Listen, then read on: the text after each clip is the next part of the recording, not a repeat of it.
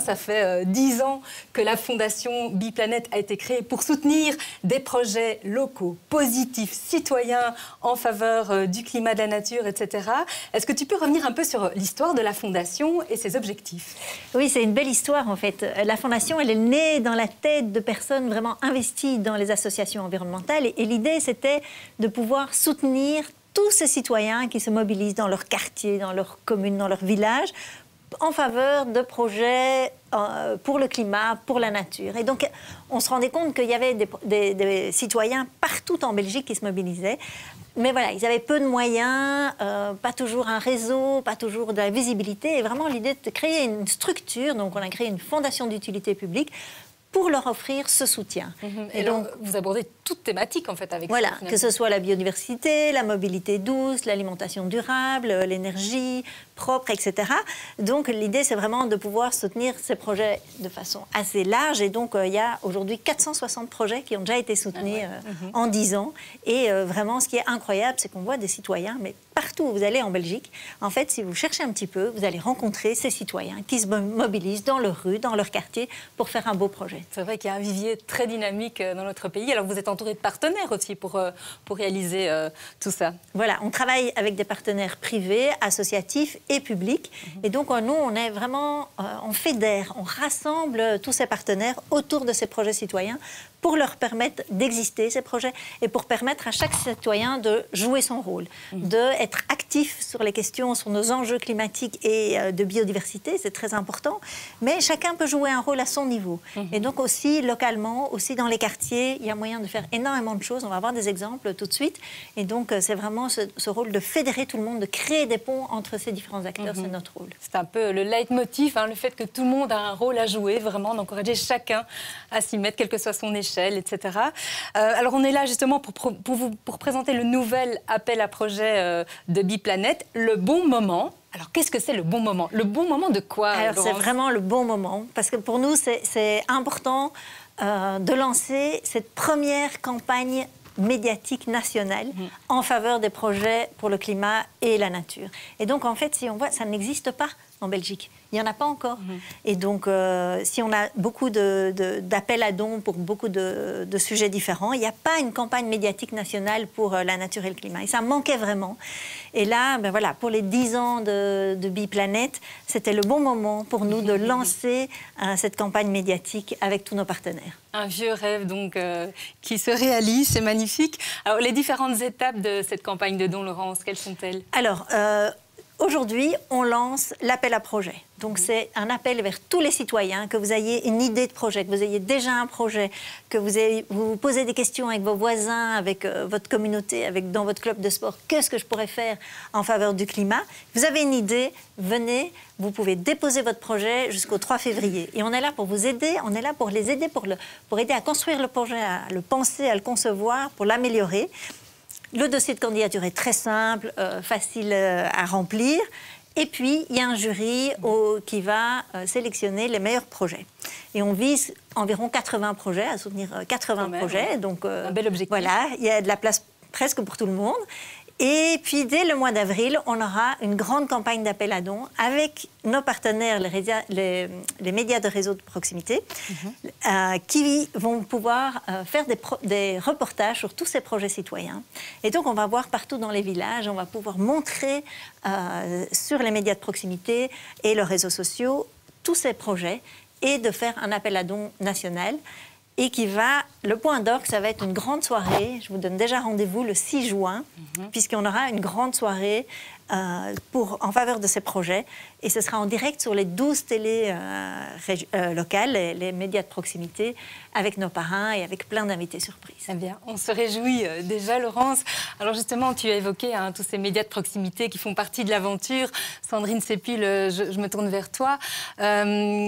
Donc, outre le financement, tous ces projets vont effectivement bénéficier d'une vraie caisse de résonance puisque les 12 médias locaux montent dans le train.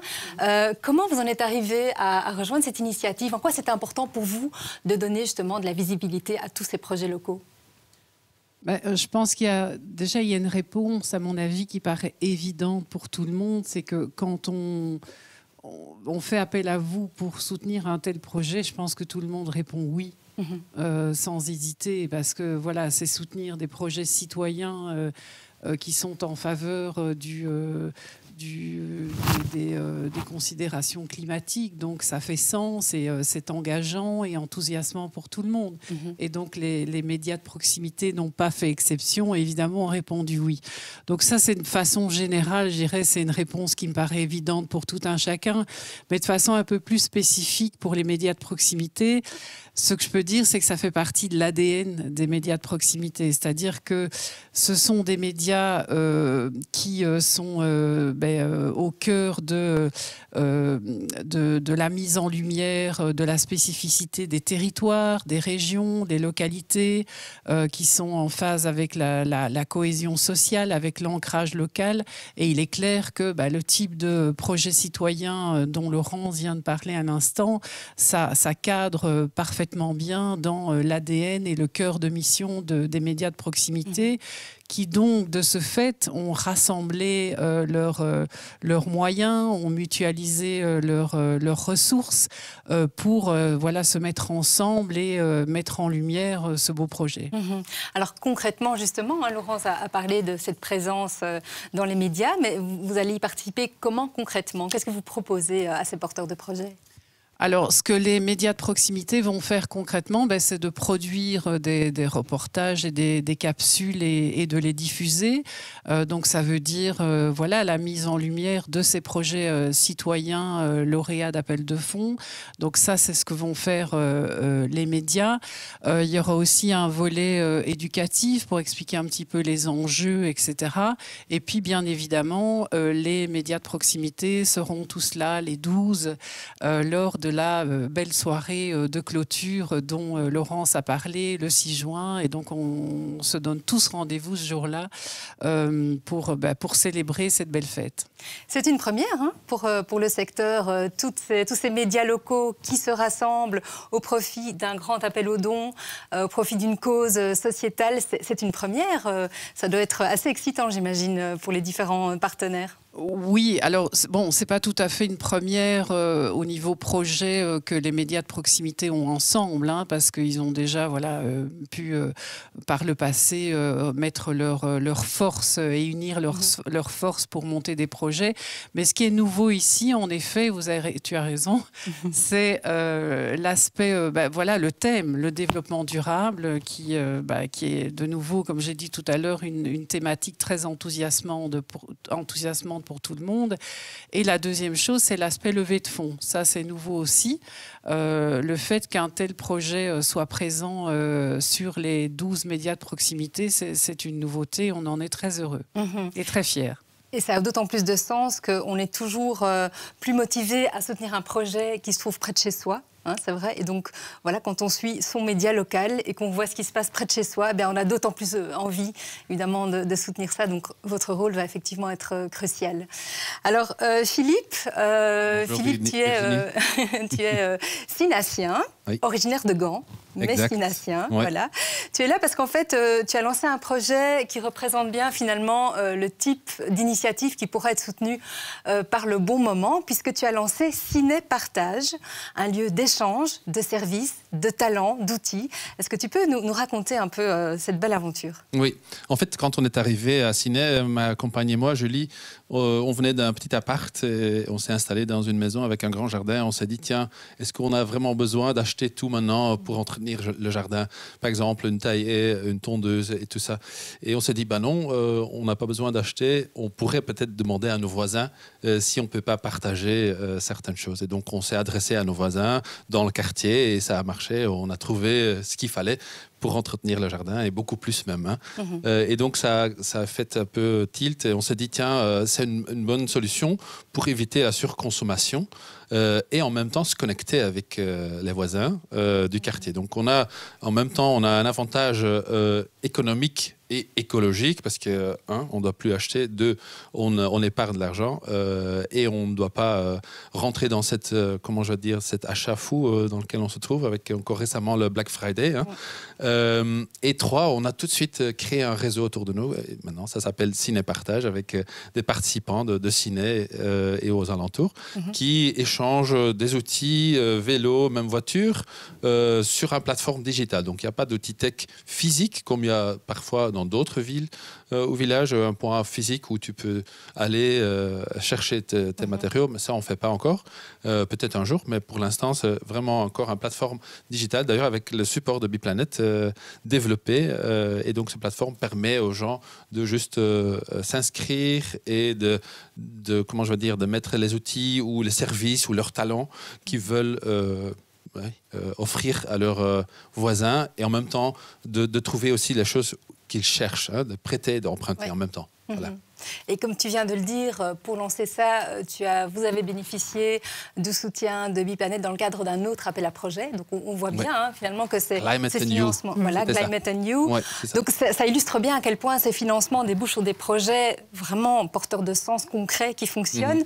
Quel regard tu portes justement sur cette campagne ici du bon moment qui démarre? En quoi c'est important pour des initiatives comme la vôtre que ce genre de mouvement collectif se mette en marche?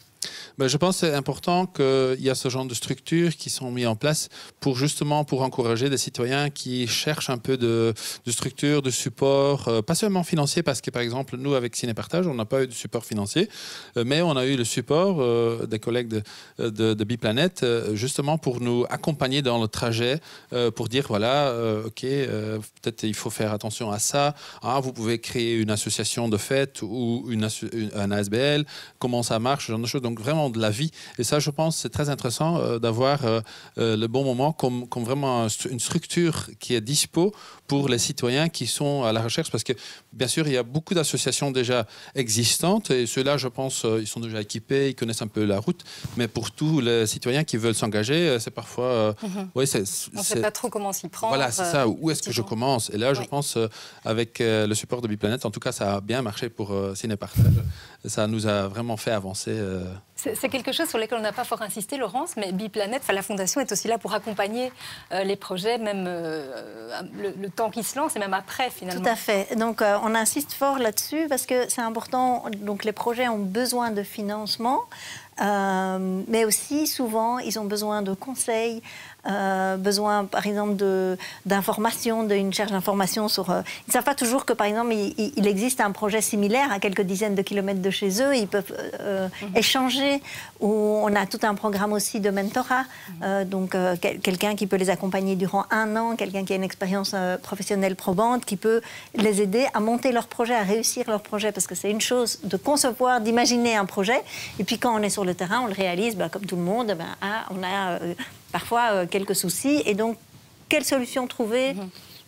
Tout cet accompagnement est vraiment important aussi. Et on essaye aussi de mettre en lien les différents projets.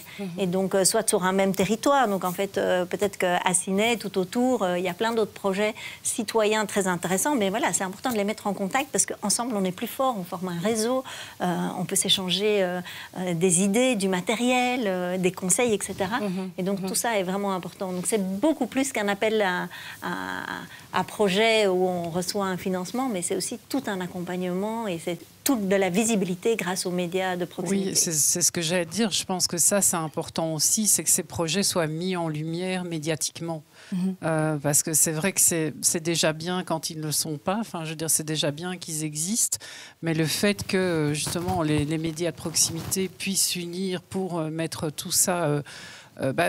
pour donner une visibilité, en fait, importante. Et je pense aussi que c'est important aussi pour fédérer les autres citoyens, parce que je crois que ce genre de projet citoyen, ça permet aussi de mobiliser les communautés. Je crois que ce sont des actions qui sont complémentaires finalement à l'action publique. Hein. Ce sont vraiment des choses qui émergent du terrain et qui permettent de mobiliser vraiment les autres qui ont peut-être davantage confiance aussi, qui se disent bah, c'est mon voisin, c'est quelqu'un de ma famille.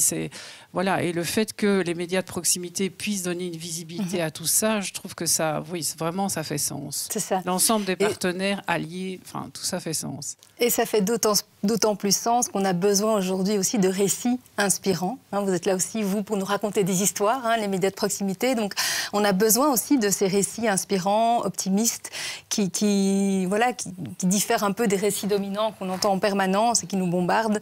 Et donc, effectivement, on a hâte d'entendre toutes ces belles histoires que vous allez pouvoir nous raconter dans les mois et les années qui arrivent autour de cette belle campagne. Vous avez tous parlé beaucoup du lien. C'est effectivement un élément central, hein, au-delà de la question environnementale, climatique, etc. Ce qui est absolument magnifique dans ces initiatives citoyennes, c'est que ce sont des lieux de partage, de rencontres. On cimente le lien social au niveau local. Dieu sait à quel point on en a besoin aujourd'hui. Donc, j'ai même des frissons quand j'en parle. Je trouve ça, voilà, c'est vraiment très beau. Donc, ça aussi, j'imagine, c'est très porteur. Ça, Philippe, ça booste. Bah oui, effectivement, c'est le fait de pouvoir rencontrer des gens avec qui tu peux te connecter, avec qui tu sens, tiens, on a le même dynamisme, même énergie, la même envie de faire avancer les choses.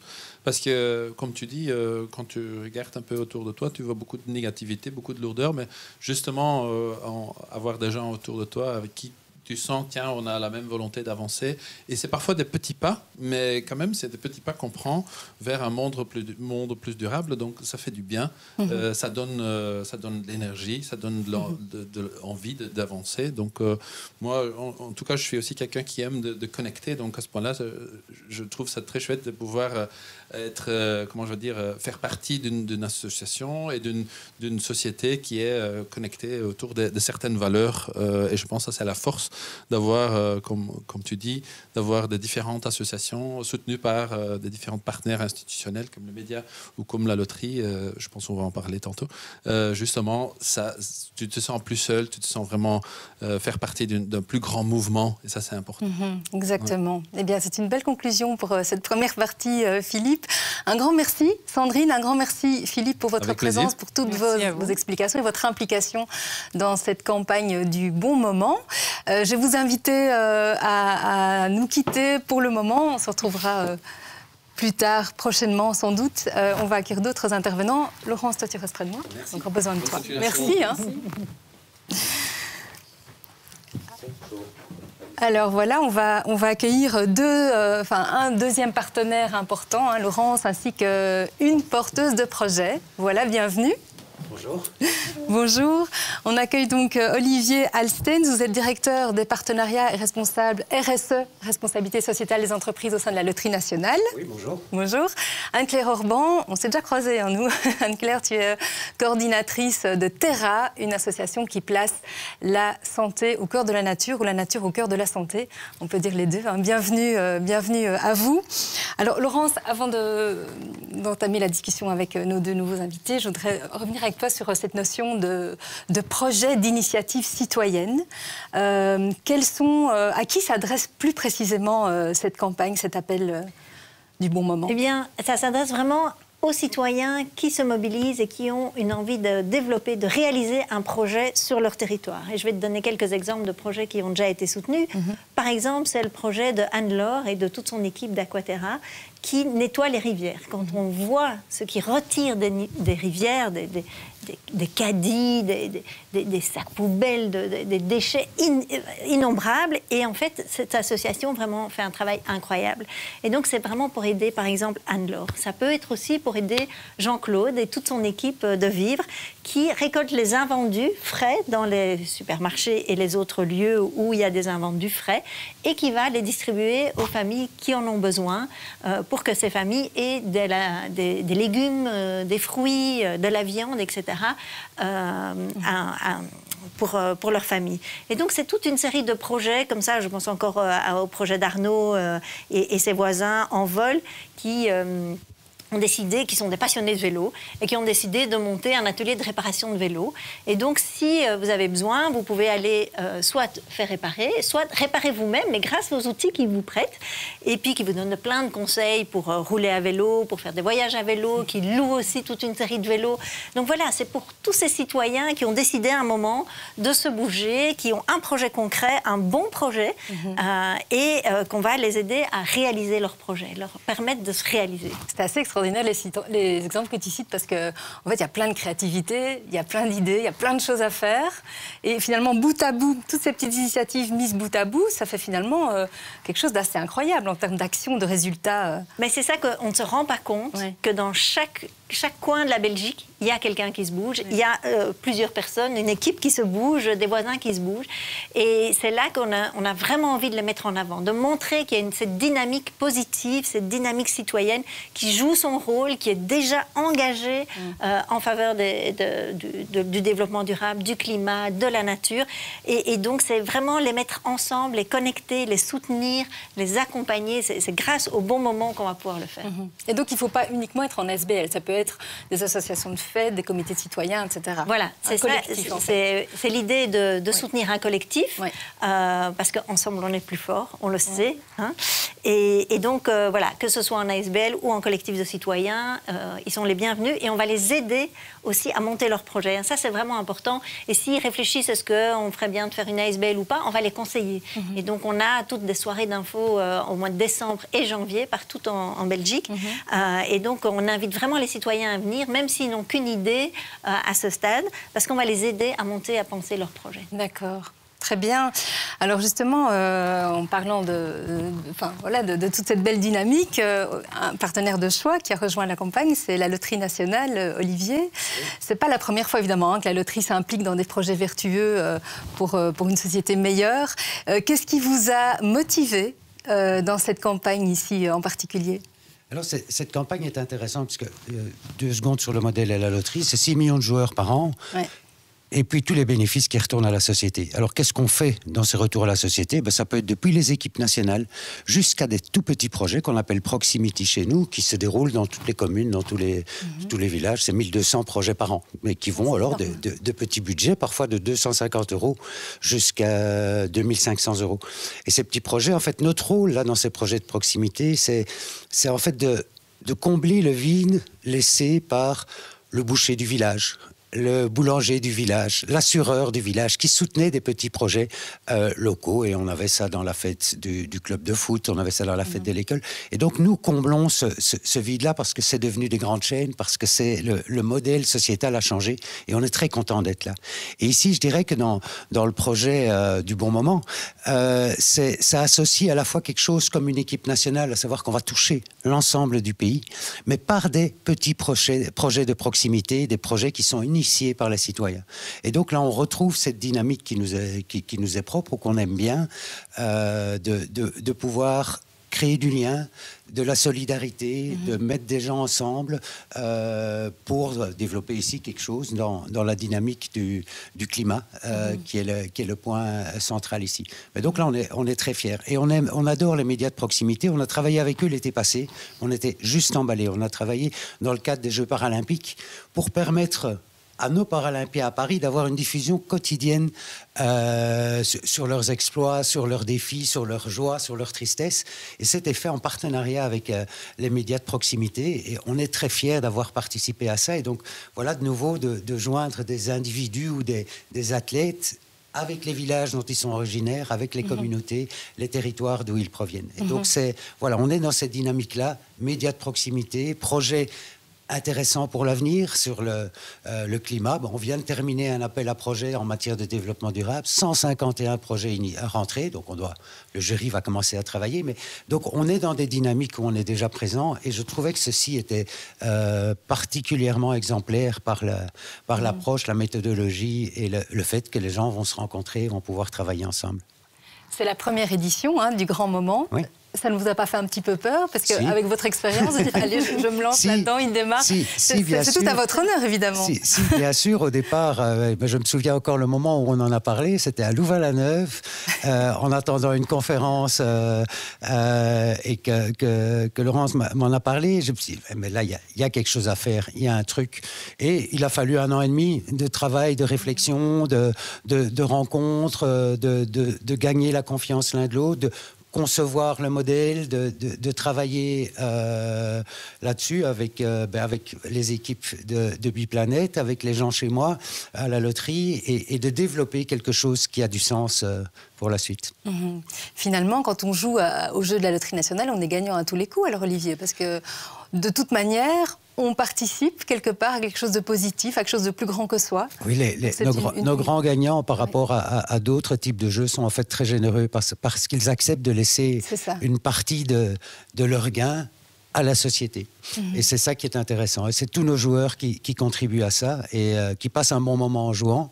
Et les grands gagnants, tant mieux pour eux. Mais les autres, c'est vrai qu'ils peuvent se retrouver comme porteurs de projets, comme prêteurs de machines à tondre le jardin, comme on en parlait tout à l'heure. Et donc, tout ça, c'est nos joueurs. Nos joueurs, c'est la vie, en fait. C'est bien dit, ça. Oui, je trouve aussi. Il faudrait que je le signale à notre service marketing. C'est pas mal, oui. J'ai aussi une belle phrase pour rebondir sur ce que vous venez de dire. Je ne sais plus qui l'a écrite, mais c'est « avoir des rêves assez grands pour ne pas les perdre de vue pendant qu'on les poursuit ». Et je trouve que ça, voilà, Biplanète avait ce rêve depuis longtemps, de lancer cette campagne. C'est chose faite, donc félicitations. Et félicitations de monter dans le train, effectivement. Alors, Terra, une association avec un magnifique projet aussi. Vous, en fait, ce que vous faites, c'est améliorer la santé physique, mentale, sociale des personnes grâce au contact de la nature. Est-ce que tu peux d'abord nous expliquer en quelques mots tout ce que vous faites chez Terra ? Mais oui, ça part du constat que prendre soin de l'environnement, en fait, il y a vraiment un retour, entre guillemets, sur investissement. Ça peut, moi, je dire comme ça, mais quand les gens prennent soin de l'environnement, en fait, ils prennent soin d'eux-mêmes également. Et donc, nous, ici, dans l'ASBL, on s'inscrit vraiment dans ce mouvement des soins verts ou de l'écothérapie ou de la santé environnementale. Et c'est comment, en fait, on peut prendre soin de la santé et de l'environnement et que ce soit un combo gagnant. Les effets en fait de la nature, de l'immersion en pleine nature ou du lien avec la nature sur la santé mentale, ils sont plus à démontrer. En fait, ils sont vraiment bénéfiques à tout point de vue. Et sur la santé physique aussi, le fait que les gens se mobilisent, se réintéressent à l'environnement. A priori, on s'intéresse pas à l'environnement en étant chez soi derrière sa télé. Enfin, on peut aussi, mais a priori, si on s'intéresse à la beauté et au vivant, en fait, on sort, on observe, on s'intéresse. Et donc, du coup, ça pousse les gens en fait à limiter leur proportion de sédentarité en fait dans leur vie. Donc il y a vraiment un gain au niveau thérapeutique, j'ai envie de dire, au niveau prise en charge des personnes et donc d'offrir une alternative thérapeutique, en fait, aussi qui va aussi, dans un second temps, réduire la prescription de médicaments, réduire la consommation de soins de première ligne, etc.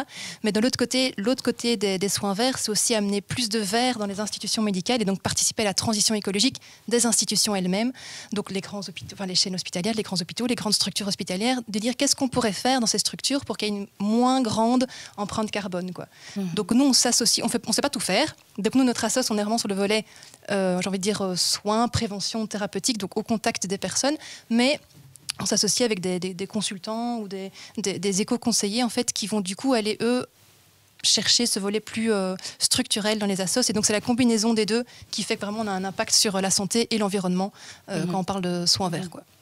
Alors vous êtes une petite structure. Pourtant, vous faites déjà tellement de choses. Au niveau de vos publics, vous accueillez des personnes en burn-out, des personnes qui ont un peu perdu le fil. Enfin voilà, il y a toutes sortes de profils que vous accueillez là. Vous êtes une petite équipe, vous donnez beaucoup. Est-ce que tu te retrouves, Anne-Laure, dans le portrait que décrivait Laurence tout à l'heure, de ces personnes qui abandonnent, lancent des choses, qui sont parfois un peu démunies aussi. Oui. Ça reste pas facile parfois au quotidien. Mais si tu m'appelles Anne-Laure, je vais t'appeler Stéphanie. Oh, décidément. Désolée, Anne-Claire. C'est parce qu'il y a Anne-Laure aussi. Elle a parlé d'Anne-Laure, Anne-Claire. Oui, nous, on a lancé la sauce. En fait, moi, je t'appelle pas Olivier. Oui. On a lancé la sauce, c'est vrai que c'était une initiative à la base, ça n'existait pas. Donc c'est sûr que à la base, c'était une initiative plutôt citoyenne. On s'est regroupé avec des personnes qui avaient envie de penser préservation environnement, santé, comment est-ce qu'on met tout ça en lumière. Donc c'est vrai qu'au début, on était très petits et alors du coup, c'est sûr qu'en fait, on avait besoin de soutien financier j'ai envie de dire, à la base, il faut être à hauteur aussi de ses ambitions. Donc, en fait, j'ai l'impression qu'une assoce, quand on débute, on commence par des petits soutiens, puis on va chercher de plus en plus loin. Et donc, je trouve que des soutiens financiers qui sont accessibles, qui ne demandent pas trop de paperasse, en fait, c'est idéal pour lancer des projets et pour mettre en mouvement un collectif de citoyens qui pourra après peut-être se structurer et entamer quelque chose de plus grand. Mais dans des initiatives comme Biplanet, c'est hyper intéressant, je trouve, pour donner le petit tremplin là pour permettre ça. Et en plus de ça, nous on a bénéficié c'est un autre cadre, mais du mentoring cette année. Et ça, c'est vraiment la force de Biplanet de mettre aussi un apport de compétences, d'accompagner les porteurs de projets dans la création des projets, dans la gestion, dans la mise en place. Et ça, on retrouve peu. Quand on est une asso, souvent on a des sous. Alors c'est vrai, d'avoir des sous, c'est intéressant, mais si après il faut recruter et ça demande en fait énormément d'énergie. Ici, dans les projets où on peut avoir un peu de sous et surtout une visibilité et surtout un accompagnement, alors là, du coup, on a vraiment un combo gagnant, quoi. C'est quelque chose que vous observez sur le terrain, Laurence, aussi. Parfois, c'est difficile de se maintenir dans la durée. On lance quelque chose, on est motivé, et puis parfois on s'essouffle. Et puis, il faut retrouver des moyens. C'est ça aussi la réalité de toutes ces initiatives. Tout à fait, c'est toujours une question de phase. Hein. C'est comme des vagues, et il y a des périodes où voilà, ça part toujours d'une énorme motivation, d'un enthousiasme d'une équipe de base. Et puis, voilà, les projets se mettent en place, il y a des premiers projets qui réussissent bien. Et puis, voilà, il y a différentes phases. Et donc, par exemple, on a une formation sur comment trouver et garder des bénévoles, comment voilà, gérer tout cela, parce que c'est important sur la durée de garder des bénévoles pour toute une série d'associations. Voilà, on a aussi une nouvelle formation plus sur l'aspect économique, les budgets, etc. Comment voilà, diversifier ses moyens financiers. Et donc, c'est vraiment important de les accompagner petit à petit à grandir et à pouvoir se pérenniser. Olivier, le volet RSE est très important au sein de la Loterie nationale. Vous avez quelque part quelque chose d'un peu exemplaire aussi dans votre démarche. Vous estimez aussi que vous avez votre rôle à jouer, j'imagine. Et notre rôle, en fait, c'est la RSE, c'est notre responsabilité, notre soutien à des initiatives, qu'elles soient culturelles, environnementales, sportives. On doit être là. Notre rôle, c'est d'être un élément structurant dans une série de choses dans notre pays. Est-ce que c'est une culture d'entreprise qui est là depuis le début à la Loterie nationale ? En fait, c'est quelque chose... Donc la Loterie fête ses 90 ans cette année, mais... Les premières loteries qui sont nées en Belgique en 1441, c'est d'ailleurs pour ça que ça s'appelle loterie, c'est un mot flamand, le lot, qui s'est répandu dans le monde entier. Donc ça vient vraiment de Bruges. Déjà à l'époque, c'était une collecte d'argent avec des prix à gagner, mais où les bénéfices retournaient à des infrastructures pour la société, que ce soit un hospice, que ce soit les canalisations d'évacuation d'eau, que ce soit des infrastructures pour la collectivité. Donc, dès le départ, c'est le principe même des loteries, c'est que l'argent gagné retourne à la collectivité, retourne à des projets qui souvent, à l'époque, étaient très bien définis avant même le tirage. Aujourd'hui, les associations peuvent introduire des projets à la loterie. Nous-mêmes lançons des appels à projets, alors là, plus thématiques. Et tout ça, c'est professionnalisé quelque part, avec des procédures, etc. Avec des procédures qui restent le plus légères, qu'on essaye d'alléger, d'ailleurs, de rendre plus directes pour que les énergies dans les associations restent au projet de l'association et ne soient pas trop mises à remplir des papiers, même s'il en faut, parce que en fait, c'est de l'argent de nos joueurs qu'on rend, et nos joueurs, on doit pouvoir leur rendre compte aussi à quoi est parti cet argent. Donc ça implique de l'éthique de notre côté, mais aussi des bénéficiaires derrière, et donc ça, c'est des choses importantes. Donc on est professionnel là-dedans, mais on a aussi, et ça c'est quelque chose qui est important dans les équipes, quand on engage quelqu'un, c'est de sentir s'il y a quelque chose qui vit, quelque chose qui vibre, si eux-mêmes peuvent se reconnaître dans la défense de projets par-delà des critères purement administratifs. Je crois que c'est important et qu'on soit un peu à l'image de nos joueurs de nouveau. C'est une première, la collaboration entre Biplanet et la Loterie ? En tout cas, c'est une grande première. C'est une grande première, mais en même temps, on se connaît parce que le Biplanète a déjà fait partie de jury chez nous, à qui on avait demandé. Et donc, voilà, on apprend à se connaître. Mais ici, c'est vrai que c'est une grande première, en tout cas à cette échelle-là, oui. Et en tout cas, ce qu'on apprécie beaucoup chez Biplanète, c'est de pouvoir construire avec nos partenaires un tel projet. Et qu'on n'est pas aussi, nous, Biplanète, tout seul, mais on construit avec nos partenaires tels que la loterie, avec la région Wallonne et avec d'autres partenaires privés, associatifs, mais aussi avec les citoyens qui se mobilisent, qui portent des projets, qui nous renvoient, qui nous disent « Ah, mais ça, ce serait intéressant, ça, on a besoin de ça ». C'est ça, en fait. Nous, on est vraiment ce rôle de fédérateur et de mettre tout le monde ensemble et de se sentir aussi porté. Et donc, voilà, c'est vrai qu'avec Olivier, on s'est vu tous les mois depuis 1 an. Et tous les mois, on a travaillé sur le bon moment de voilà, comment est-ce qu'on va le construire, comment est-ce qu'on va le développer, comment on va le rendre possible, ce rêve. Et voilà, aujourd'hui, c'est vraiment un grand jour pour nous de cette création de cette nouvelle campagne médiatique. En tout cas, ce petit studio est plongé dans une énergie positive. Je ne sais pas si vous le sentez de l'autre côté de l'écran, mais c'est assez enthousiasmant. On espère que ça percole au-delà de la caméra. Alors, les prochaines étapes, Laurence, parce que c'est le moment là de déposer son projet, voilà, justement. C'est le moment. Ça s'ouvre, donc toutes les infos sont sur le site lebonmoment.org, facile à retenir. Et donc, c'est le moment de penser son projet et de venir aux séances d'infos, qui sont vraiment des séances où chacun va pouvoir travailler sur son projet. C'est pas juste un moment où on va écouter voilà, ce qui se passe, mais c'est